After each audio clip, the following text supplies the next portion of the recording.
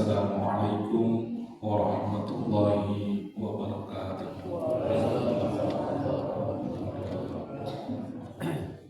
Bismillahirrahmanirrahim. Alhamdulillah rabbil alamin. Wa bihi nasta'inu ala umuri dunya waddin. Wa sallallahu wa sallama ala sayyidina Muhammadin wa ala alihi wa sahbihi ajma'in.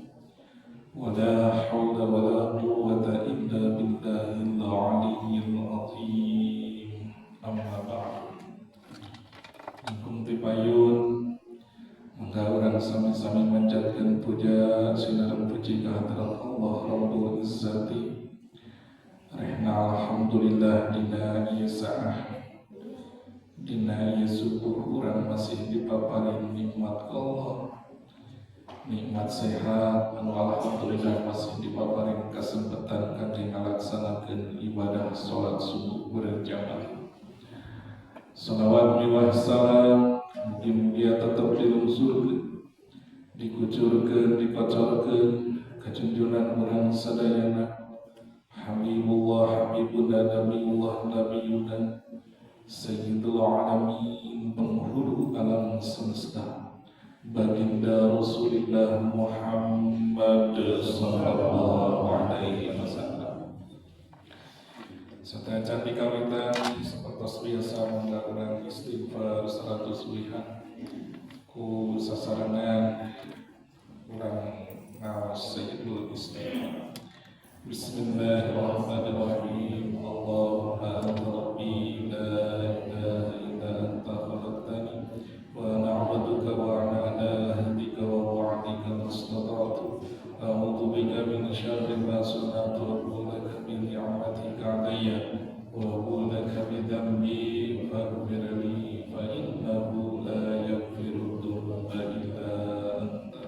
Astaghfirullahaladzim, astaghfirullahaladzim, astaghfirullahaladzim, astaghfirullahaladzim,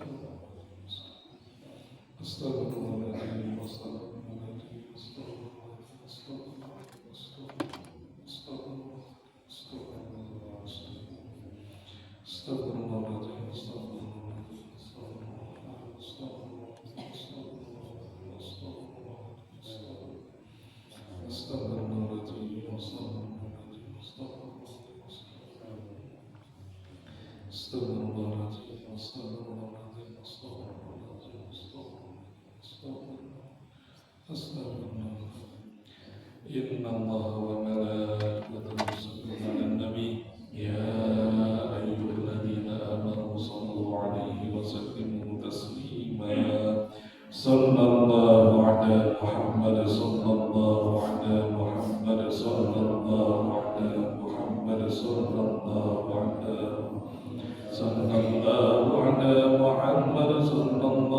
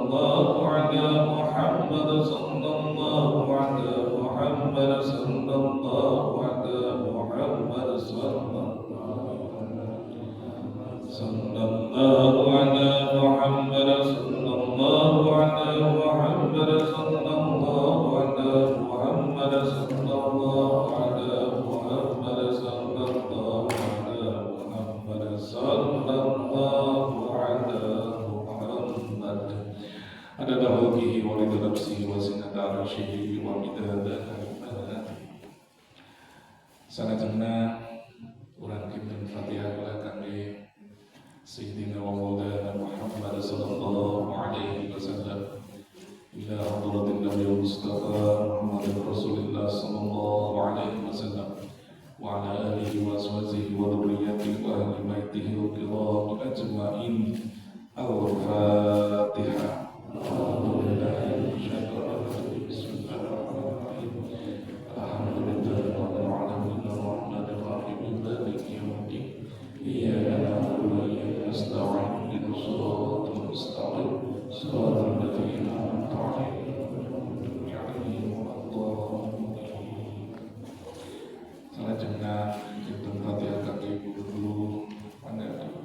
Masing-masing guru masing-masing.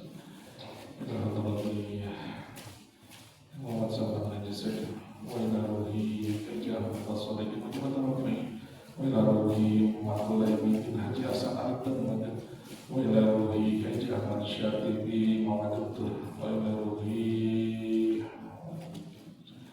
kajam syuja'in wa ila ruhi Bismillahirrahmanirrahim. Syekh Al-Qalam Syekh Nawawi Al-Bantani. Al-Fatihah. A'udzu billahi minasy syaithanir rajim. Bismillahirrahmanirrahim. Alhamdulillahi rabbil alamin arrahmanir rahim maliki yaumiddin. Iyyaka na'budu wa iyyaka nasta'in ihdinas siratal mustaqim. Siratal ladzina an'amta 'alaihim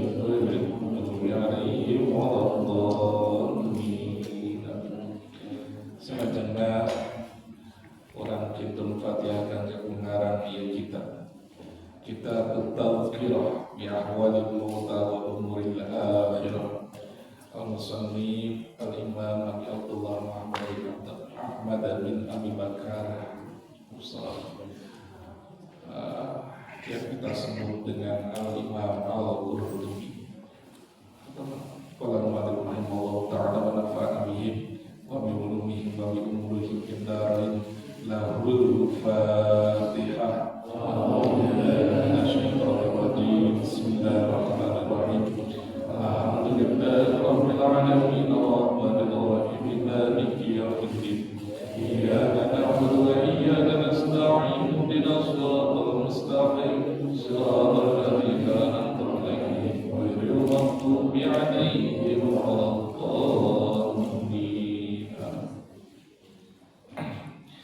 Bismillahirrahmanirrahim. Bapak Ibu yang dirahmati Allah Subhanahu wa taala. Hari ini kita akan coba buka kitab Tazkirah. Tazkirah ini pengingat-ingat tentang kematian. Tapi sebelum masuk ke sini harus ada pengantarnya gitu. 2 minggu kemarin sudah kita bawakan pengantarnya. Tetapi belum sempurna, kita akan coba lanjutkan, kita akan coba lengkapi apa yang kita bahas 2 minggu kemarin. Bapak Ibu yang dirahmati Allah Subhanahu wa taala, kekhalifahan Islam setelah baginda Nabi Muhammad sallallahu alaihi wasallam wafat. Nabi wafat itu sekitar 10-11 Hijriah. setelah Nabi melakukan hijrah ke Madinah selama 10 tahun lebih. Setelah wafatnya baginda Nabi Muhammad SAW, kemudian kepemimpinan Islam di bawah naungan Khulafaur Rasyidin atau Khalifah itu sekitar 40 tahun. Yang 40 tahun itu oleh Sayyidina Abu Bakar, Sayyidina Umar, Sayyidina Utsman, dan Sayyidina Ali karramallahu wajhah, sekitar 40 tahun. Kenapa disebut Khulafaur Rasyidin? Karena Nabi SAW pernah bersabda bahwa nanti setelah peninggal akan memimpin yang disebut dengan Khulafaur Rasyidin, dan itu tidak lama, tidak sampai 50 tahun, sekitar 40 tahun. Jadi kalau ditambah dengan masa Nabi hijrah itu sampai 50 tahun, kan ditambah 10 tahun, sekitar 50 tahun. Setelah 50 Hijriah, kemudian beralihlah kepemimpinan khalifah. Beralihnya kepada siapa? Beralihnya kepada Bani Umayyah. Siapa Bani Umayyah? Bani Umayyah itu yang kita sebut Muawiyah bin Abu Sufyan, gitu ya. Yang kita pernah bahas bahwa tragedi itu terjadi pada tahun 61 Hijriah, tragedi Karbala. Nanti kita akan bahas di 10 Muharram. Itu tahun 61 Hijriah. Pada masa kepemimpinan Muawiyah, Bani Umayyah khususnya, itu tidak banyak melahirkan ulama-ulama yang terkenal, dan hanya 2 yang kita kenal sampai sekarang yang paling kenal. Di antaranya yang pertama adalah Imam Abu Hanifah atau Imam Hanafi yang lahir 80 Hijriah. Kemudian setelah itu Imam Malik yang lahir sebelum 100 Hijriah. Itu ulama-ulama yang lahirnya pada masa Bani Umayyah. Bani Umayyah menjadi khalifah, kekhalifahan Islam itu tidak sampai 100 tahun. Dia hanya sekitar 80 tahunan. Jadi kalau dihitung itu 120 sampai 130, ya sekitar itu. 130 Hijriah itu sudah ganti kepemimpinan menjadi Khalifah Abbasiyah, gitu ya. Pada masa kekhalifahan Bani Abbasiyah ini muncullah ulama-ulama terkenal yang kita sering sebutkan sekarang. Lahirlah yang namanya Imam Asy-Syafi'i yang lahir pada 150 Hijriah. Dari Imam Syafi'i lahir pula yang namanya Imam Abu Hanifah, Imam Hambali, atau kita sebut dengan Imam Ahmad bin Hambal. Imam Ahmad bin Hambal itu bergurunya kepada Imam Asy-Syafi'i, gitu ya. Jadi lerehnya masih seperti ini. Nah, Bani Abbasiyah ini menjadi khalifah Islam itu lama, sekitar 500 sampai 600 tahun, setengah abad. Jadi setengah abad, 500 tahun, 500 tahunan. Ya sekitar berarti tambah 130 yang tadi, berarti sekitar 630 Hijriah, gitu sampai di sana. Dari masa 130 Hijriah sampai 600 Hijriahan itu muncul ulama-ulama. Ulama-ulama mana? Ulama-ulama yang sering kita dengar, ya. Salah satunya kita mendengar yang namanya Imam Muslim, kemudian Imam Bukhari, Abul Hasan Al-Asy'ari, Al-Imam Al-Ghazali. Itu lahirnya sekitar di antara itu. Makanya disebut dengan generasi emas yang kita sebut dengan ulama-ulama salaf, gitu ya. Jadi ulama-ulama salaf itu ibaratnya itu sampai sekitar 400 sampai 500 Hijriah. Nah, sampai sana. Makanya suka disebut dengan salafi. Kita itu pengikut Imam Ghazali, pengikut Imam Asy'ari, pengikut empat mazhab itu adalah salaf. Sebetulnya karena kita mengikuti ulama salafi, gitu. Ulama-ulama salaf. Nah, sayangnya Bapak Ibu, ini agak agak sensitif gitu. Sayangnya ada yang mengatakan ikut salaf pada ulama-ulama ternyata setelah ulama salaf, gitu ya, sekitar tahun 600 700 Hijriah itu bukan ulama salaf, kita sebutnya itu adalah ulama khalaf, gitu ya. Jadi kalau kita nyebutin salafi, sebetulnya kita lah yang mengikuti ulama salaf, begitu ya. Ini perlu dikaji, gitu, perlu dibahas. Kenapa nanti ujung-ujungnya ke pengarang ini? Kita bahas dulu ya satu-satu. Nah, Imam Malik itu salah satu muridnya yang berguru kepada Imam Malik, yaitu Imam Asy-Syafi'i, gitu ya. Imam Asy-Syafi'i itu punya murid yang bernama Al-Humaydi dan Al-Karubisi. Al-Humaydi dan Al-Karubisi inilah punya murid mas yang bernama Al-Bukhari, atau kita sebut Imam Bukhari, yang menyusun kitab hadis Bukhari, gitu ya. Makanya agak aneh kalau ada yang mengatakan kenapa ulama mazhab, kenapa Imam Syafi'i tidak pernah mengutip hadis daripada Imam Bukhari. Tidak mungkin. Kenapa? Karena Imam Bukhari lahirnya setelah Imam Syafi'i. Nggak mungkin. Jadi kalau umpamanya ada pertanyaan-pertanyaan seperti itu, nggak ngerti sejarah, gitu ya. Nggak ngerti. Dan kitanya yang jawabnya bingung, nggak ngerti juga. Ya wassalam. Wassalam. Gitu. Nah itu hal-hal seperti itu. Berarti generasinya seperti itu. Kemudian Imam Asy-Syafi'i, saya ulangi, beliau punya murid yang bernama Al-Kindi. Al-Kindi punya murid yang bernama Abu Hasan Al-Kindi. Abu Hasan Al-Kindi punya murid yang bernama Ali Al-Jubaidi. Ali Al-Jubaidi punya murid yang bernama Abdul Hasan Al-Asy'ari, yang kita sebut dengan Imam Asy'ari, begitu. Jadi akidahnya itu sama. Akidah Imam Asy'ari itu akidahnya Imam Syafi'i. Tetapi pada waktu masa Imam Syafi'i banyak membahas masalah fikih, karena tuntutan pada waktu itu fikih. Belum sempat Imam Syafi'i menuliskan masalah akidah, gitu. Jadi itu.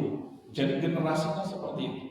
Bahkan Imam Asy-Syafi'i itu punya murid yang namanya Al-Marazi. Al-Marazi punya murid yang namanya Abdullah Al-Marazi. Al-Marazi punya murid yang namanya Imam Haramain.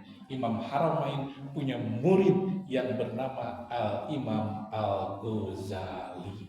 Jadi itu runtutannya, gitu ya, runtutannya. Jadi Imam Ghazali, Imam Bukhari, Imam Asy'ari sebetulnya itu sama, di atasnya itu adalah murid-murid daripada Imam Asy'ari, begitu ya. Bisa ke atasnya, mudah-mudahan ini sebagai gambaran bagi kita, begitu, gitu ya. Nah, Imam Al-Ghazali waktu itu mencetuskan yang namanya ilmu tasawuf. Sebetulnya bukan dicetuskan pada waktu itu sudah ada zaman Nabi, tapi diramu oleh Al-Imam Al-Ghazali. Kemudian Al-Imam Al-Ghazali sudah dewasa, lahirlah yang masih kecil, anak-anak. Mungkin kalau kita lagi pengajian ada anak-anak di sini. Itu lahirlah seorang yang bernama Syekh Abdul Qadir Al-Jailani, gitu. Jadi yang sering kita tawasulkan itu Syekh Abdul Qadir Al-Jailani masih kecil ketika Al-Imam Ghazali sudah berdakwah di Tunis begitu. Nah, dari pemikiran Al-Imam Al-Ghazali ini kemudian menyebarlah begitu ya, menyebarlah sampailah kepada Nuruddin Al-Zanki. Kemudian ada selanjutnya yaitu Salahuddin Al-Ayyubi. Siapa dia? Salahuddin Al-Ayyubi adalah panglima perang muslim pada zaman Bani Abbasiyah yang menaklukkan dan mengambil kembali Baitul Maqdis atau yang disebut dengan Palestina pada sekarang. Jadi yang mengambil kembali itu adalah salah satu dalam kepemimpinan Salahuddin Al-Ayyubi yang notabene belajar kepada murid-muridnya Imam Ghazali dan Syekh Abdul Qadir Al-Jailani begitu. Jadi Bapak Ibu semuanya, jadi zaman dulu itu ya salah satu kita sering dengar ada yang namanya perang salib begitu ya. Nah, perang salib. Kita mendengarnya perang salib itu yang menang Kristen. Punten. Ya, yang menang adalah Kristen. Islam kalah. Ternyata perang salib itu tidak hanya sekali. Itu bisa sampai 10 kali. Itu disebut perang salib. Perang pertama emang dibenangkan oleh orang-orang Romawi sana, kemudian menguasai yang namanya Baitul Maqdis. Perang yang kedua draw. Perang yang ketiga inilah yang dimenangkan oleh umat muslim di bawah kepemimpinan Salahuddin Al-Ayyubi gitu. Itu ya ceritanya. Setelah itu masih ada gitu. Dan kebanyakan umat muslim yang memenangkan pertarungan. Ini menjadi salah satu ibrah bagi kita. Ternyata Al-Imam Al-Ghazali, pemikir-pemikir dan ahli-ahli qalbu berperan penting dalam menaklukkan Al-Quds, dalam mengambil kembali Palestina kembali ke umat muslim. Sekarang di Palestina seperti itu, kita berdoa mudah-mudahan teman-teman saudara-saudara kita diberikan kekuatan di sana, diberikan kesabaran di sana. Tapi kita juga jangan pakai amarah. Wah, saya berangkat kayak itu parah itu boro-boro datang kayak itu nangis Pak ya. Nggak akan bisa gitu ya kita mah karena kita mah tidak ngerti ilmunya, sehingga yang perlu diperkuat apa? Qalbu kita, doa, sekuat tenaga doa dengan penuh keikhlasan, karena makom kita di sana gitu ya, makom kita di sana. Nah, Bapak Ibu yang dirahmati Allah Subhanahu wa taala, itu sampai sekitar 600 Hijriah. Nah, setelah 600 Hijriah, kepemimpinan Bani Abbasiyah itu beralih kepada kepemimpinan Turki Utsmani. Nah, pergantian ini lahirlah seorang ulama dari Cordoba, yaitu Spanyol sekarang itu ya, daerah Andalusia zaman dulu, sekarang bilangnya adalah Spanyol, Cordoba. Lahirlah seorang ulama yang kita sebut dengan Al-Imam Al-Qurtubi, menuliskan sebuah kitab yang bernama Kitabut Tadhkirah bi Ahwalil Mauta wa Umuril Akhirah. Ini salah satu kitabnya. Kitabnya itu tebal. Ini saya cuma mengeprint sampai 50 halaman. Ini pas mau kita pelajari, saya print gitu ya, supaya tidak terlalu banyak juga mengeprintnya. Nah, itu sekitar 600. Nah, setelah itu kekhalifahan Turki Utsmani itu sekitar 600 tahun kemudian tumpur. Jadi kalau 600 tambah 600 ya sekitar 1100 sampai 1200 Hijriah, kekhalifahan Turki Utsmani itu tumpur. Dari sanalah sudah tidak ada kekhalifahan yang sifatnya kekhalifahan yang dari awal, yang mulai daripada Khulafair Rasyidin dan seterusnya. Jadi kurang lebih sekarang 1400, berarti 200 tahun yang lalu sudah tidak ada kekhalifahan. Begitu ya. Ini sebagai informasi dan sebagai ilmu bagi kita, ternyata rentetannya seperti itu, gitu ya. Nah, hari ini kita akan coba buka tentang kitab At-Tazkirah. Bismillahirrahmanirrahim. Ini bab yang pertama, babun nah, bab tentang larangan berharap kematian dan berdoa untuk mati. Ini larangannya. Karena apa? Karena madorot dari segi harta dan jasad. Artinya apa? Karena kekurangan satu, yang kedua karena sakit. Nah, ini perlu dipahami. Kadang sampai gitu ya Allah, yang maut ini larangannya tidak boleh, gitu ya. Larangannya ini tidak boleh, gitu ya. Nah, kenapa tidak boleh? Di sini dijelaskan, gitu ya. Dijelaskan. Qala Rasulullah sallallahu alaihi wasallam, la yatamanna ahadukum al-mauta li darra nazala bi fa in kana la budda mutamanniyan falyaqul Allahumma ahyini ma kanatil haya khairan li wa tawaffani idza kana wafatu khairan li. Jadi gini, Nabi sallallahu alaihi wasallam bersabda, janganlah engkau meminta mati karena kekurangan harta ataupun karena kekurangan kesehatan dalam arti sakit. Maka jikalau engkau mau, katakanlah doanya seperti ini. Allahumma ahyini, ya Allah, hidupkanlah aku jikalau hidup itu lebih baik untukku, dan wafatkanlah aku jikalau wafat itu lebih baik dari, kecuali kita mengatakan itu, gitu ya. Jangan langsung ujung-ujung minta mati, gitu ya. Kenapa tidak boleh? Karena di sini disebutkan bahwa yang namanya mati itu terputuslah semua amalnya, karena dengan mati sudah tidak beramal, gitu.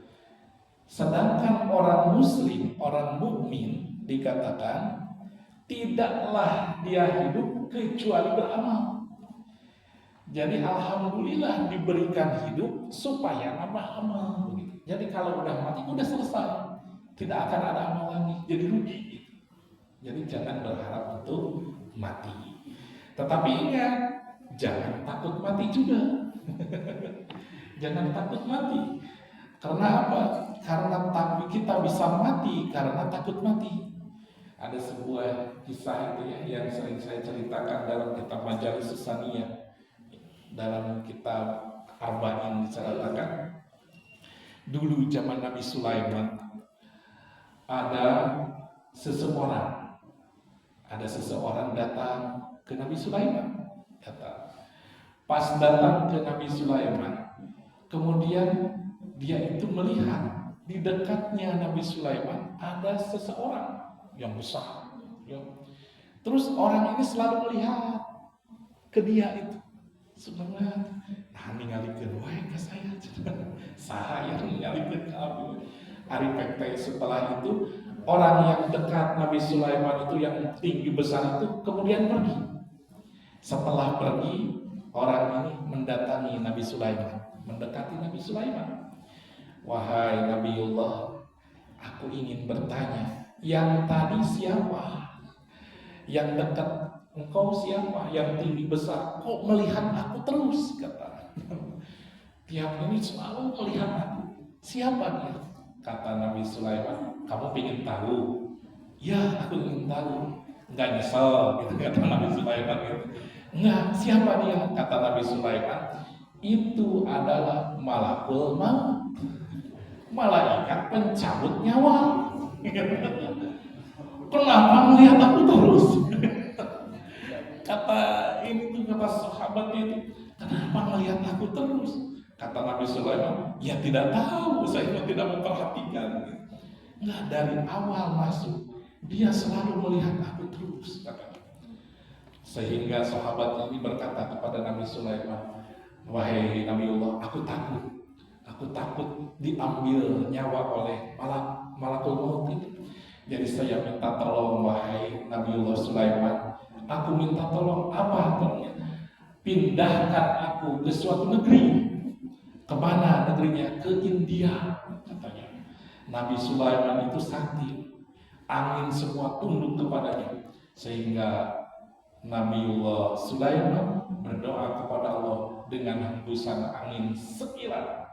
Ini orang yang tadi sahabat itu sudah berpindah kemana? Ke India. Cuman anehnya pas datang ke India di bawah pohon, malakul maut lagi ada di atas. Itu malakul maut itu lagi gini, mungkin nggak mungkin sama ya, cuman memperagakannya supaya paham. Lagi di atas pohon ini. Ini di dalam catatanku yang harus mati semenit lagi ini adalah sahabatnya Nabi Sulaiman. Tapi kenapa belum sampai di India ini? Ternyata pas waktunya tinggal beberapa detik lagi, pas melihat ke bawah, udah ada di sana gitu. Aduh, tinggal gampang, tinggal dicabut aja namanya begitu ya. Itulah rahasianya. Takut mati malah jadi mati. Jadi jangan takut mati dimanapun, kapanpun. Ya itulah takdir dari Allah Subhanahu wa Ta'ala. Begitu ya. Dasar dipahaminya. Mudah-mudahan ya marginal ayat 40. Badai ke mana? Badai berangkat ke mana? Keluar pulau. Naik naon? Naik naik kapal laut. Siun naon? Siun aya uang. Siun mawat atau naik pesawat terbang, takut mati begitu. Padahal Bapak Ibu semuanya, kalau melihat penelitian yang paling banyak mati itu di tempat tidur atau di udara.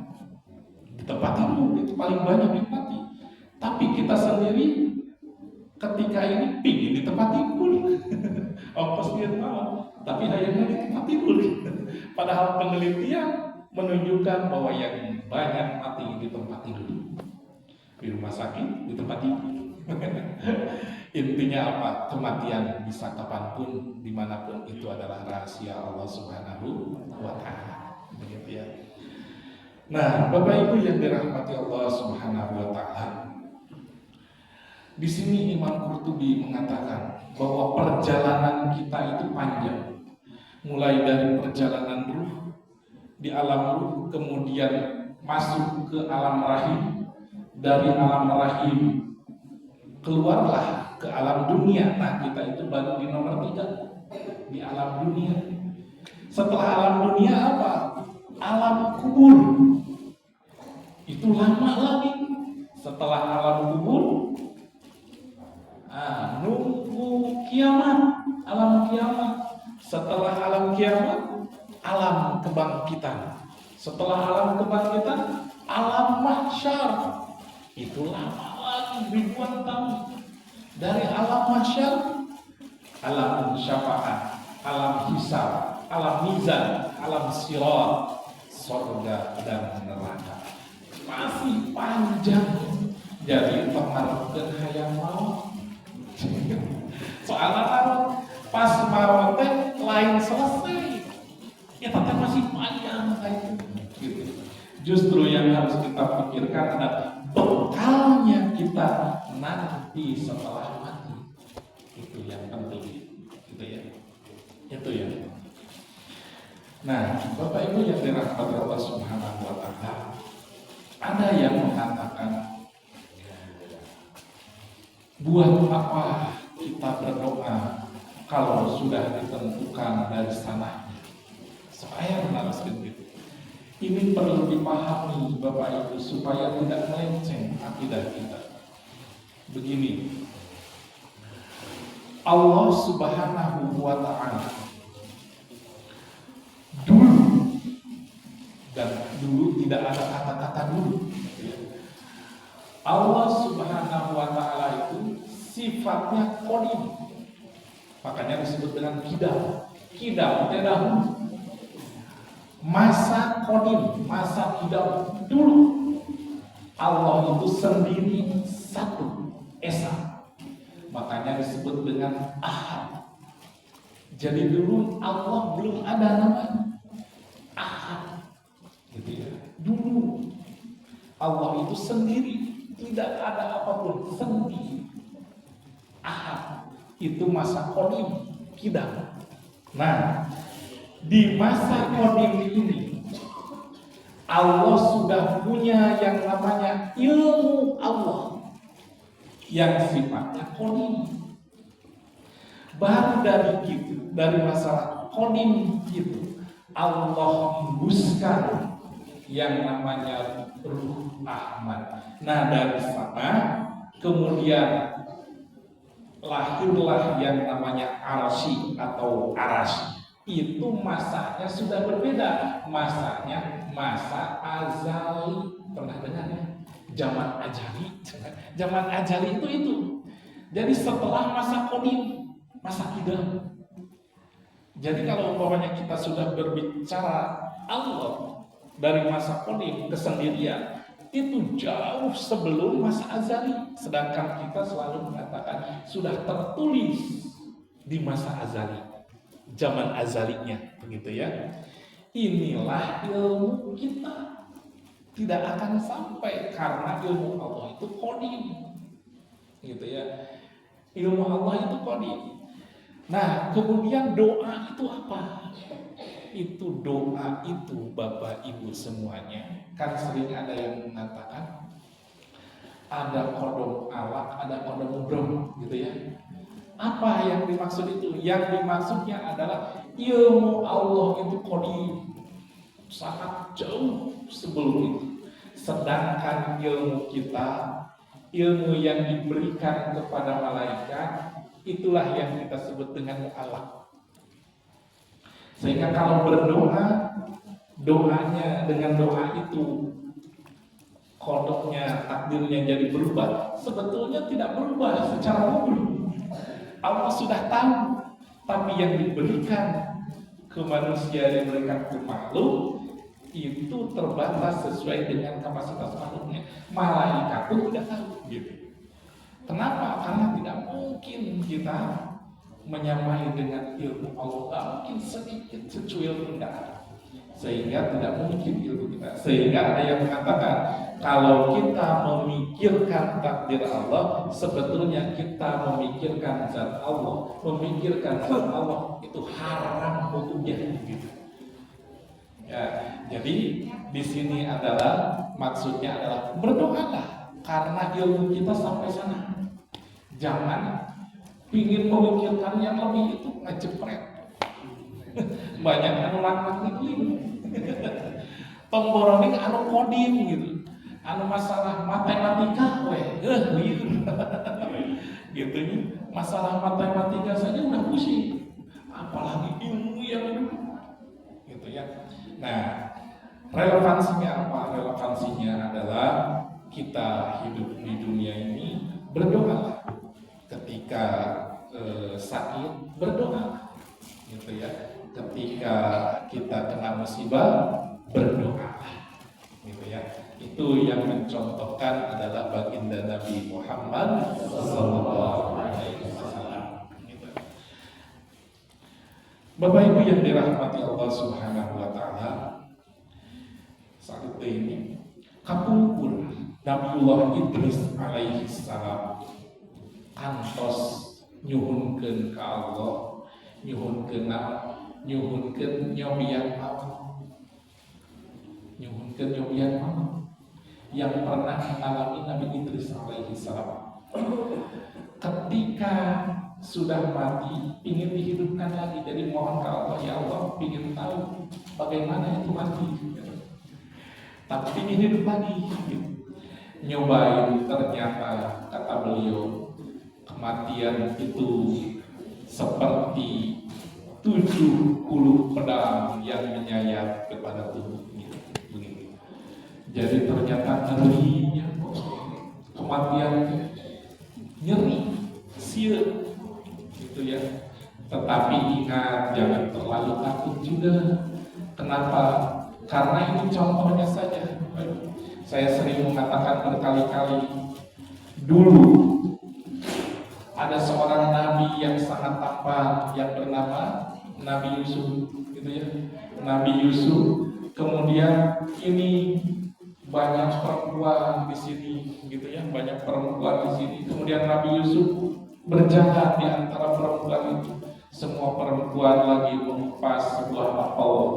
Tangannya semuanya terluka, terkikis begitu. Kenapa? Karena saking nikmatnya melihat seseorang yang ganteng, yang indah.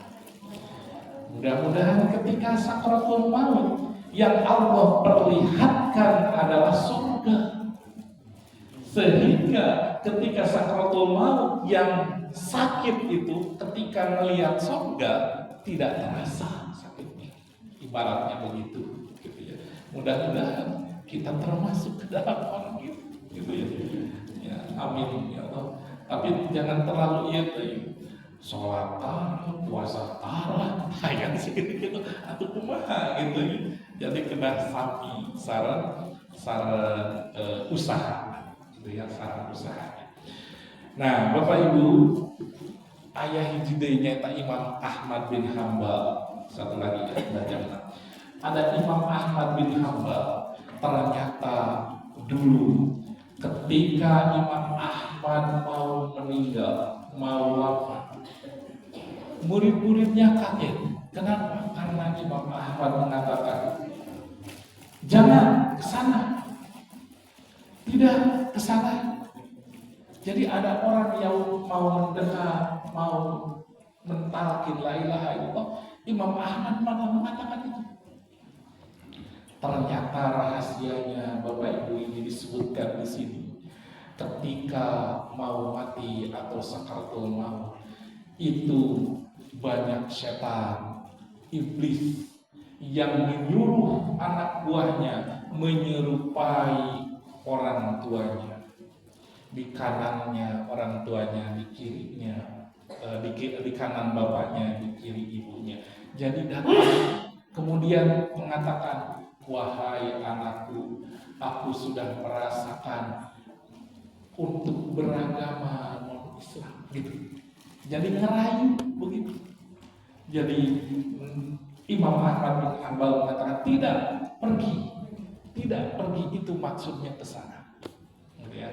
Jadi mulai sekarang berbaik sangkalah Bapak Ibu semuanya. Kalau dalam sakaratul maut ada orang yang sepertinya tidak ketika kita mau talkinkan tidak teruskan. Kenapa? Karena mungkin yang dia lihat itu adalah sosok setan yang menyerupai orang tuanya. Jadi kita harus berbaik sangka, gitu ya. Terus talkinkan seperti itu. Ya.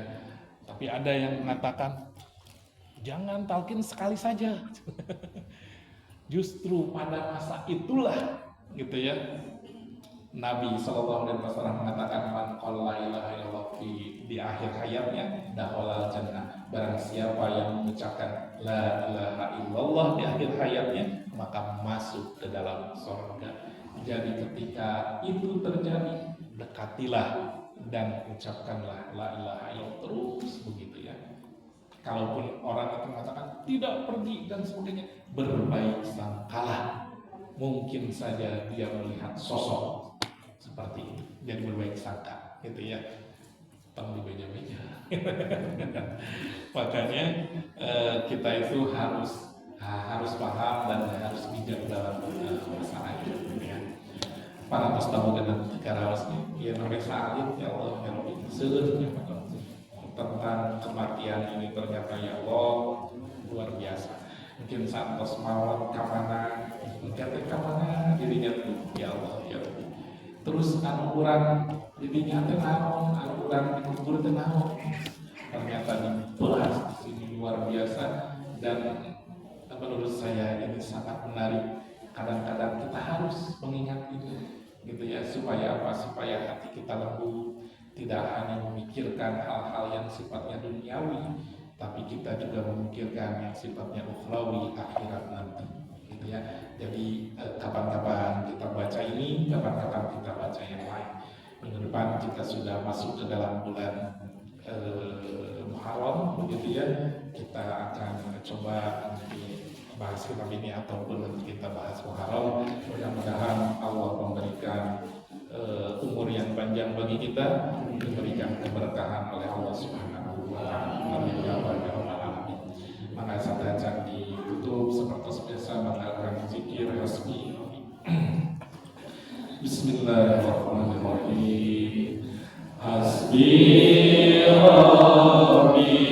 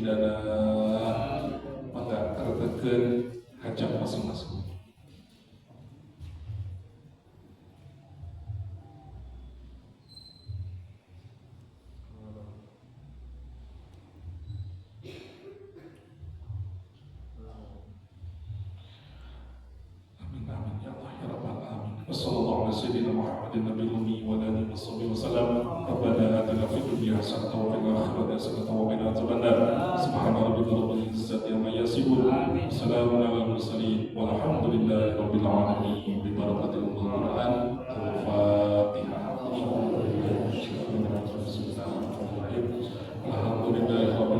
Ar-Rahman Ar-Rahim, Maliki Yawmiddin, Iyyaka na'budu wa iyyaka نستعين اهدنا الصراط المستقيم صراط الذين